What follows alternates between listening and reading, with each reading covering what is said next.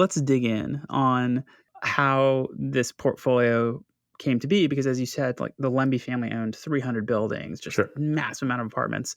And they lost 91 buildings to UBS in the middle of the recession, sort of call it like late 07, early 08. Yeah. There's no bid at that scale. Like one of the things about putting together these like smaller building portfolios is that people don't necessarily want to take that whole thing, especially if you were like one of the big buyers. They're so operationally intensive that if you're a big player, a lot of times you can just, the juice isn't worth the squeeze on the asset management side. Like I think sometimes of like the poor asset management analyst who's got to like do the financials for 90 buildings, each month, like God, take the whole month. And they had to sell them off in little chunks.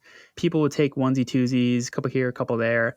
And then Pang came in and took 2,000 of the units. In one go. And this is what he said. He had a great line. This is when things were going good, so these guys were giving a lot of interviews. He said, I kind of just hung around the hoop for a year or two and said, hey, let's see if we can work something out. And what he worked out was a deal with Baupost, our good friend Seth Klarman, who's also backing RXR on Gemini, which we talked about a week or so ago. Yep. And Veritas just kept growing after that. Incredible momentum. I think at its peak in 2022, Veritas owned about 6,500 units in SF.